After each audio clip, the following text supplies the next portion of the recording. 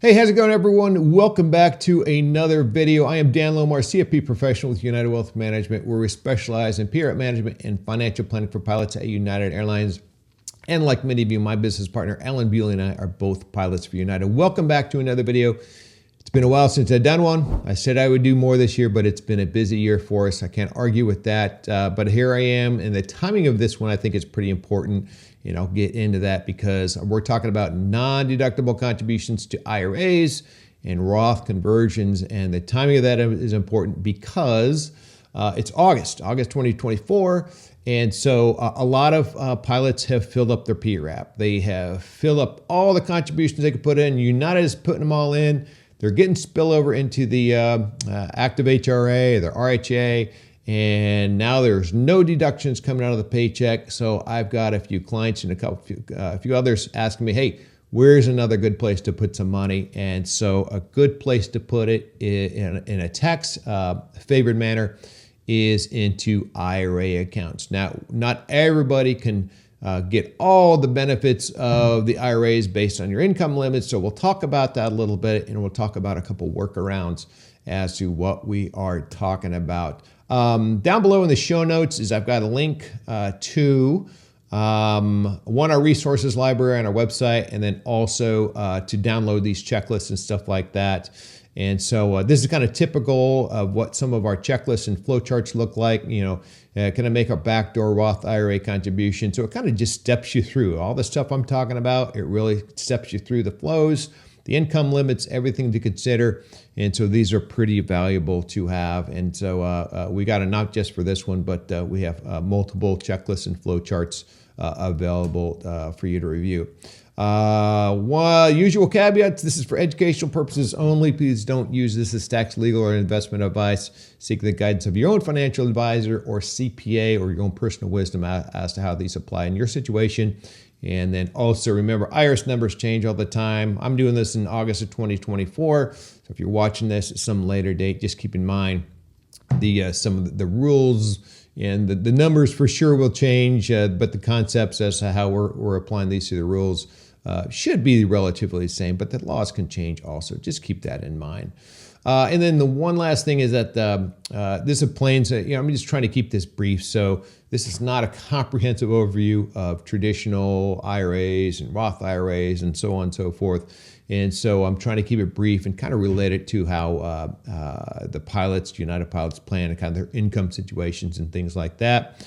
So and even as it applies to spouses and their 401ks or 403bs or whatnot, is that some of the rules and things I say might be slightly different to that. So just kind of keep that in mind.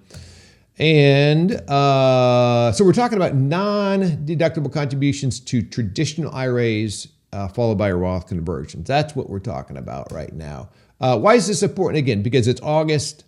A lot of you have got the PRAP is full. You're getting RHA spillover. No deductions coming out of your paycheck right now. And the question is, what do I do with my money? And so in a tax favored manner, that is.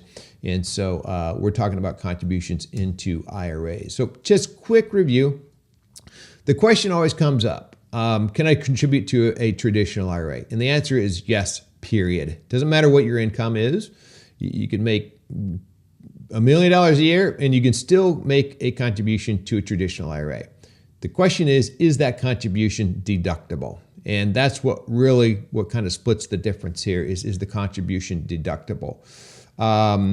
The deductibility applies to whether you're below those income limits, okay? Everybody can make a non-deductible contribution, again, as long as you have earned income. So I just want to make sure that is clear. Now, when it comes to making direct Roth IRA contributions, that is not always the case. So that's kind of what we're going to get into as far as the rest of that goes. And then again, if you're on the lower side of the income scale, you might be able to make normal deductible traditional IRAs or direct Roth contributions. So, check your own income limits and on the flow charts and stuff like that. It kind of talks about what thresholds you need to be under in order to use it, just make the traditional contributions as you see fit. These are income limits as they apply to the deductibility. I'm not going to get into those right now. Here they are, and they're also on the flow charts if you want to look at those. Same thing as far as when it comes to applying to a Roth IRA. Those are the income limits, and those are on the checklist also. And again, those checklists are on our website and downloadable in the link below. So just a quick side note, income limits don't apply to Roth PRAP contributions. I always hear people say, hey, I thought I made too much money to contribute to the Roth PRAP.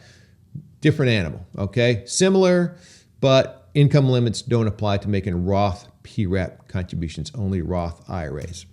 All right, so how much can we contribute? If you want to do this for IRA contributions for 2024, if you're under 50, you can make a $7,000 contribution per person. Over 50, $8,000 per year per person. Again, turn 50 anytime during the year, the rule applies. So it's basically what age are you on December 31st at the end of the year you're contributing. Applies to all IRAs, so you can't contribute $7,000 to a traditional and $7,000 to a Roth. It's one or the other. So let's look at how how this works. Ultimately, we're assuming you're above the income limits. That's the big assumption right here. And like I said, we can always make a non-deductible contribution into a traditional IRA. The question is, and then you can convert it to a Roth. But there's a couple things to know about here. Ideally, we would like that traditional IRA that you contribute to, or all traditional IRAs, if you had several IRAs at different institutions, is that we'd like the balance of all of those to be zero for this to be a non-taxable event as far as the conversion goes. So ideally, we'd like the balance in all your traditional IRAs to be zero. You make a non-deductible contribution into a traditional IRA. You basically transfer that over to a Roth. That's called a Roth conversion. And so now, because it's non-deductible, and so it's after-tax money, goes into the Roth, grows tax-free, qualified withdrawals, come out in retirement tax-free, and you can always access the principal from a Roth IRA. So ideally, that's the ideal way we want to do it. That's, you've heard the term backdoor Roth IRA. That's essentially what we're doing. The problem or the challenge we come into is, what if on your traditional IRAs, what if you've got a balance in there? Now this conversion can be taxable, and that's what we want to be aware of.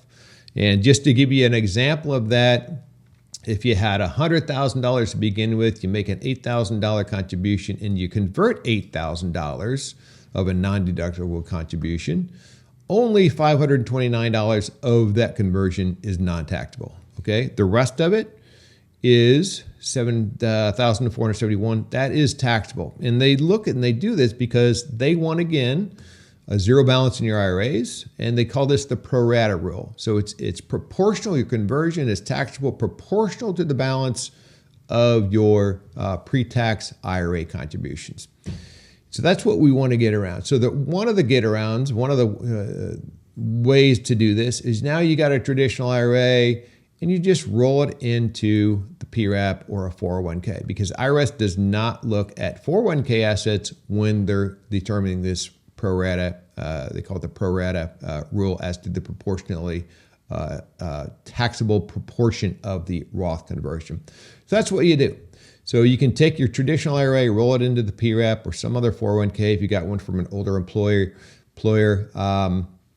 And then, so then you're looking, now you got a balance, and now this becomes, that conversion becomes tax-free. And again, non-deductible, can you make it right into the Roth IRA? Not if your income's too high. So you can't make that direct contribution. Again, this is kind of a backdoor way to do it. That's why they call it a backdoor Roth IRA. So that's kind of the summary. That's the big picture of how it works on the mechanics side of it. A couple other things to know about it is the same considerations apply to your spouse. So if your spouse has a traditional IRA out there that cannot be rolled into an employer's plan, If you made a non-deductible contribution to a traditional IRA for your spouse and then converted that, again, the pro rata rule is going to apply. A portion of that is going to be taxable. Keep that in mind. If you're going to roll in your IRA to the PRAP, it's pretty easy. I say just call the PRAP Service Center. They will give you instructions. There's a form to fill out. Looks similar to that. And they'll give you a form to fill out. They'll talk you through it. And if your IRA is an account at Schwab, it's actually very easy to do. And then the last thing is that Form 8606 is a form that when you make non-deductible contributions to an IRA, it's something you need to file Form 8606 with your taxes. And that one looks very close to that. So that's just another thing to be aware of. One of the last questions to answer is, do I have to wait? So if I make a non-deductible contribution to a traditional IRA and then convert it to a Roth IRA, do I need to wait any certain period? It used to be the case, yes, it was very clear. It was usually recommended you wait because the IRS didn't want you basically doing this get around. They really didn't like you doing the backdoor Roth IRA because you're getting around some of these income limits. And then the Tax Cuts and Jobs Act came out in 2017, and it was kind of vaguely stated that you don't have to wait anymore. And so I would say most advisors out there would agree you don't have to wait anymore, and that's what most advisors are doing. I think that's what most CPAs are probably saying. But I've heard some arguments that, hey, maybe you do still have to wait anymore. So I'll leave that up to your discretion and your advisors or your CPA's discretion as you handle it. The one thing I would say that probably sets a little bit of precedent is that when we make post-tax contributions into the Roth IRA, when we make post-tax contributions into the PRAP, is that those can be automatically converted to the Roth portion of the PRAP. So, you might consider that as a little bit of precedent as to whether you have to have a waiting period or not. So anyway, just FYI on that.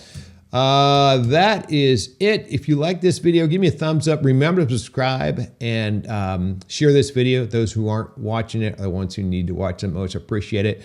And then remember the checklist, the links to the checklist are down below. And I think that is it. Hey, if you got questions, contact us on our website, www.unitedwealthmanagement.com. We've got a form submission there.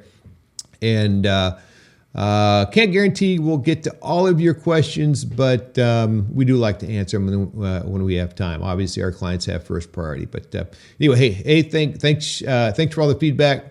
Hope you're all doing great. And until next time, fly safe.